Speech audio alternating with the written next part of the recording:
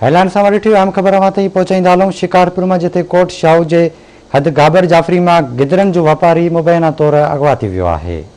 Breaking news है वाक़ update कंदा हलूं त शिकारपुर में कोट शाहू जे हद गाबर जाफ़री में गिदरन जो वापारी मुबैना तौर अगवा थी वियो आहे। हथियारबंद पंजाब वासी आसिफ अली कोराई के अगवा करे विया आहिनि। वाक़ अपडेट कंदा हलूं। अहम ख़बर है त हथियारबंद पंजाब वासी आसिफ अली कोराई के अगवा करे विया आहिनि। तफ़सील मालूम कंदासीं शिकारपुर में रशीद जामड़ो खां। जी रशीद, कहिड़ा अपडेट्स आहिनि?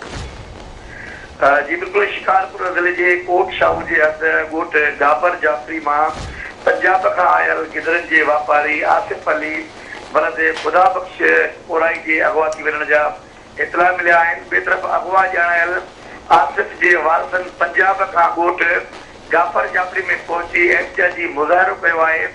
वारसन जो चवणु आहे त असीं हर साल पंजाब का मज़दूरी ऐं गिदरा ख़रीद करण हिते ईंदा आहियूं ऐं असांजो नौजवान आसिफ 2 ॾींहं अॻु करमपुर लाड़ी खां खाइण पीअण जो सामान वठण वियो हो त 2 ॾींहं गुज़री वञण बावजूदि हू हिन वक़्त ताईं वापसि न मोटियो आहे, जंहिंजा मोबाइल नंबर बि बंदि थी विया आहिनि ऐं असांखे शक आहे त नौजवान खे जेको आहे अगवा कयो वियो आहे। ऐं वारसनि जो वधीक चवणु आहे त असीं अहिड़ो इतला नापरकोट पुलिस खे बि ॾेई छॾियो आहे। जी